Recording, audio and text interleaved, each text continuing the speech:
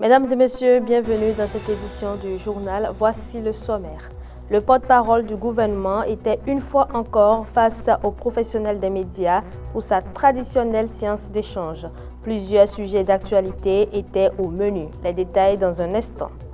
Après de nombreuses difficultés connues ces dernières années pour sa régularité, les causeries club de Presse Café Média Plus ont repris ce vendredi 17 octobre 2025. Vous en saurez plus dans ce journal.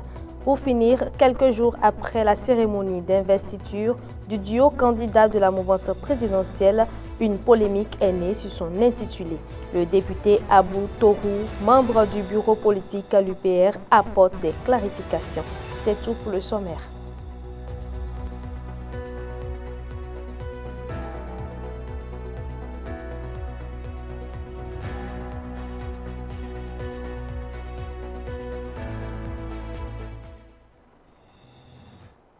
Chers internautes, le porte-parole du gouvernement, Wilfrid Léandre Houmbédji, était une fois encore face aux professionnels des médias pour sa traditionnelle séance d'échange. Plusieurs sujets d'actualité étaient au menu, notamment la situation politique au sein du parti Les Démocrates qui pointe du doigt le gouvernement. Des accusations auxquelles l'exécutif, par la voix de son porte-parole, apporte des clarifications. Suivons. Moi, je vois combien nos compatriotes sont sereins, apaisés. Un parti connaît des difficultés. Peut-être que d'ici à 0 heure, il va les surmonter. S'il ne parvient pas à les surmonter, ce sera sa seule responsabilité. Je ne connais pas la cuisine interne de la Sénat. Par contre, vous dites la décision de justice allait vite. En l'espèce, il faut savoir que les procédures de référé ont ceci de particulier qu'elles vont vite, parfois à la minute près ou à l'heure près.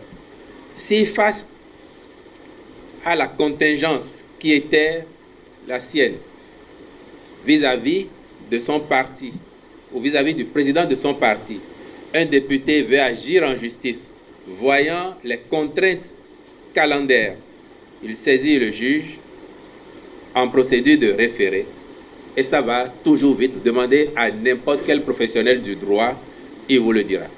Donc de ce point de vue-là, moi je n'ai pas de commentaire particulier à faire que de constater que les instances ont joué leur partition. La Sénat, fort de la décision de justice, a fait ce qui me semble de devoir. S'il y en a 2, s'il y en a 3, s'il y en a 5 qui sont qualifiés, les 5 iront aux compétitions. J'ai toujours dit que participer à une élection, c'est un droit certes, mais c'est aussi une faculté. Après, remplir les conditions pour y prendre part, c'est une formalité substantielle à accomplir. S'il y en a qui remplissent les conditions, il n'y a aucune raison qu'ils ne puissent prendre part aux élections. Ceux qui ne remplissent pas les conditions, vous ne demanderez pas, en fraude à la loi, de les habiliter à prendre part à l'élection. Et donc, en l'espèce, moi j'attends, vous avez peut-être une boule de cristal pour lire qu'il y en aurait 2 ou 3. Moi j'attends que la décision de la Sénat arrive après qu'elle aura étudié les dossiers des différents duos qui ont déposé, qui ont fait un tour chez elle. Et il me semble qu'il y en a un dont on a entendu au moins que le dossier était incomplet et qui avait 72 heures, lesquelles expirent ce vendredi à minuit, pour compléter son dossier et le mettre à jour. Pourquoi vous anticipez que ce parti-là, ou ce duo, ne réussirait pas à régulariser son dossier? Moi, je suis prudent. Peut-être même que c'est une diversion de ce parti pour nous endormir, nous autres, et nous faire croire que nous sommes en roue libre, alors que nous, notre candidat, il est prêt depuis, il est à l'échauffement, et il attend qui viendrait l'affronter. Peut-être qu'on fait ça aussi pour nous endormir et nous dire, bon, c'est vrai, vous avez pris une longueur d'avance sur nous, parce que pendant 1 mois et demi, vous avez occupé l'espace seul, en ayant désigné votre duo très vite, alors que nous, on réfléchissait encore, on ne savait pas comment faire, et qu'ils cherchent à rattraper leur retard, et à 23h58, 59, ils vont vous dire, maintenant, voilà, notre dossier est régularisé. Nous, nous sommes prudents, et nous attendons.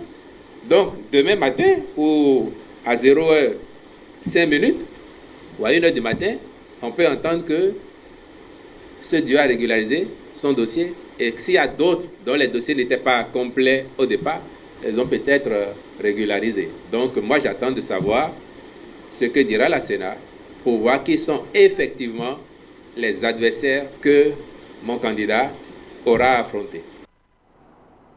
Interrogé sur les récentes descentes du président de la République sur les chantiers de construction à travers le pays, le porte-parole du gouvernement, Wilfrid Léandre-Ngouedji, s'est prononcé sur l'urgence et l'opportunité de ces visites de terrain. Voici sa réaction. Le chef de l'État est allé voir le chantier, soit parce qu'il a eu des remontées d'informations ou parce que ce chantier-là, compte tenu de l'intérêt particulier qu'il y accorde, a voulu aller voir. Et chaque fois qu'il a été sur un chantier, il y a toujours eu des observations parce que lui, c'est un perfectionniste. Donc, ça n'est pas un geste de dépit ou de mécontentement particulier. Et vous savez très bien, en principe, ça fait 9 ans maintenant que vous le pratiquez. Vous devez quand même le connaître un peu. Pas autant que moi, mais un peu. Donc, il demande que certains aspects soient améliorés parce qu'il souhaite qu'à la fin, on ait une infrastructure de qualité optimale. C'est tout. Et ça a été ainsi partout où il est passé. Même lorsque les gens ont fini, ont cru que tout était bien fait et qu'ils étaient contents quand chaque fois qu'il est venu là, il a relevé des choses. Et à l'arrivée, ils lui ont donné raison. Ils lui ont donné raison. Donc, soyez rassurés. Le chantier est en cours. Il va se conduire à terme en tenant compte des observations qui ont été faites afin d'être livrés avec les meilleures normes possibles. Après les nombreuses difficultés connues ces dernières années par sa régularité, les causeries du club de Café Presse Média Plus ont repris ce vendredi 17 octobre 2025. C'était à travers un panel de 3 professionnels des médias dans les locaux de Mendo Consultant à Cotonou. Le point avec Sabine Kikpadé et Espoir Boubanou. Pour ce premier numéro exclusivement média, la gestion de l'information en période électorale était au cœur des débats. Pour l'ancien conseiller à la HAC, Franck Kocheme, les journalistes doivent renforcer leurs capacités professionnelles pour éviter le piège de la prison. En matière de presse, il n'y a jamais de journalistes matures, jamais, ça n'existera jamais. Si nous devons être repositionnés dans les rédactions pour accompagner dans le cadre du processus électoral en cours, nous devons nous remettre en cause. Les textes ont changé. Le contexte a beaucoup évolué. La Constitution a été modifiée. Nous avons connu la réforme du système partisan. Nous avons connu un nouveau code électoral. Et donc, celui qui a exercé le journalisme, a couvert les élections en 2016, s'il s'en tient à ses prérequis et autres pour dire qu'il veut couvrir les élections générales, il passera totalement à côté. Et au-delà du contexte, du cadre juridique, de l'environnement politique qui a notamment changé, il y a également l'environnement numérique. On se sert du code du numérique pour vous appliquer là, la question de détention préventive revient, les questions d'emprisonnement reviennent, et nous allons commencer par crier pour dire « Ah, on est en train d'arrêter un journaliste, on est en train de... » alors que les textes de loi l'interdisent. Par contre, pour Arimi Choubadé, en matière de journalisme, ce n'est pas en période électorale qu'il y a des règles à observer. Les hommes des médias se doivent d'être professionnels et respectueux des règles déontologiques du métier en tout temps. Vous êtes journaliste ou vous n'êtes pas. On veut faire peur aux journalistes. Et c'est pour ça qu'on commence par organiser des histoires, des rencontres, pour dire oui, en période électorale, méfiez-vous, on peut vous arrêter, machin. Ça veut dire que la première chose, c'est d'être professionnel, de s'en tenir à la formation que vous avez reçue. Et je crois qu'avec ça, quand nous sommes dans une compétition de mauvaise foi, même si vous faites bien votre travail, que les gars décident de vous emprisonner, ils vont le faire. Prenez même les tests sur lesquels on vous demande de couvrir les élections. Est-ce que c'est déjà clair pour ceux qui ont voté ces lois-là? Eux-mêmes votent et après demandent à d'autres personnes de leur expliquer ce qu'ils ont voté.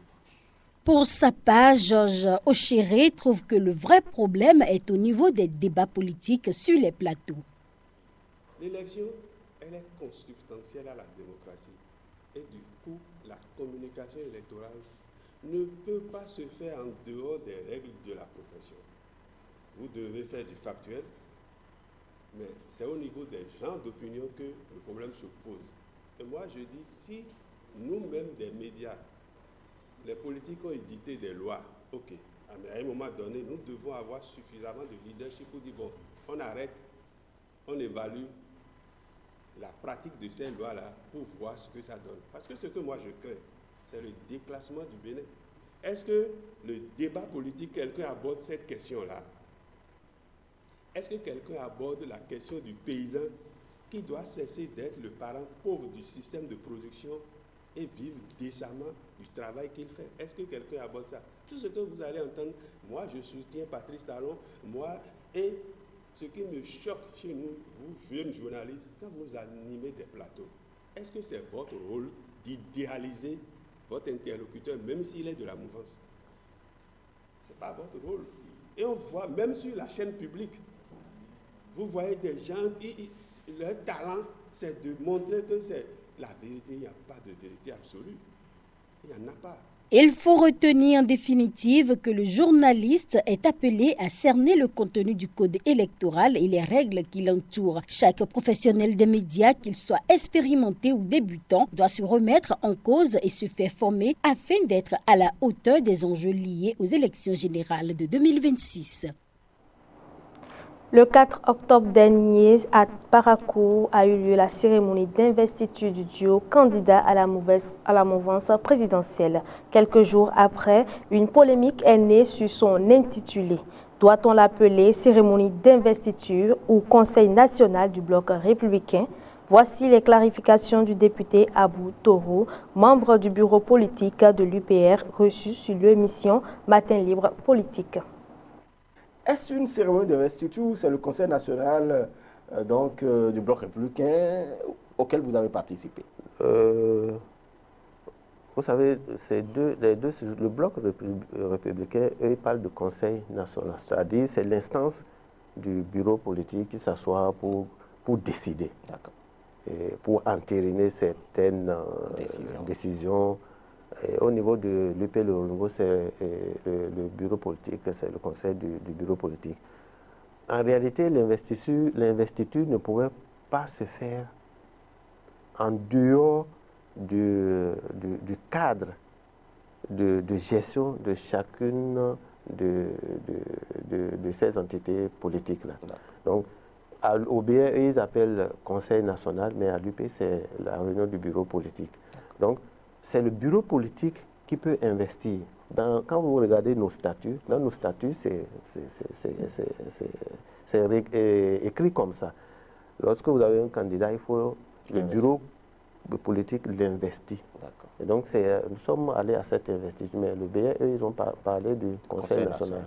En réalité, c'est un jeu de mots, mais ça veut dire exactement la même chose. Eux aussi ne pouvaient pas choisir un candidat sans l'investir. Et pour l'investir, c'est le Conseil national. Donc c'est dans la terminologie qu'il y a une différence, mais nous disons la même chose, c'est que nos statuts prévoient que lorsque vous avez un candidat, il faut l'investir. Et donc il n'y aura pas une autre cérémonie organisée par l'UPR, par exemple, ou un autre parti? Non, il n'y aura pas ça. Ça n'aurait même pas de sens.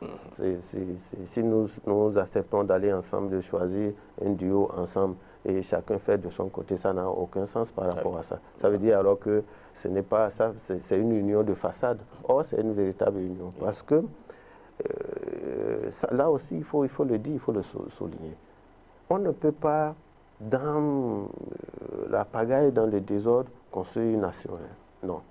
Si déjà les partis politiques, le système partisan veut que ce soit les partis politiques qui jouent un rôle très important dans la politique et dans les choix politiques de notre pays. Et déjà, si à notre niveau, on ne peut pas se discipliner, on ne peut pas harmoniser nos points de vue, on ne peut pas s'accorder sur nos points de vue, où est-ce que nous sommes en train d'aller? C'est pour cela qu'il ne peut en aucun cas avoir une autre cérémonie d'investiture de quelque parti que ce soit soutenant le duo. Merci de nous avoir suivis. Mesdames et messieurs, c'est la fin de ce journal. N'oubliez pas de vous abonner et appuyer la cloche de notification pour ne rien rater des prochaines informations. Portez-vous bien.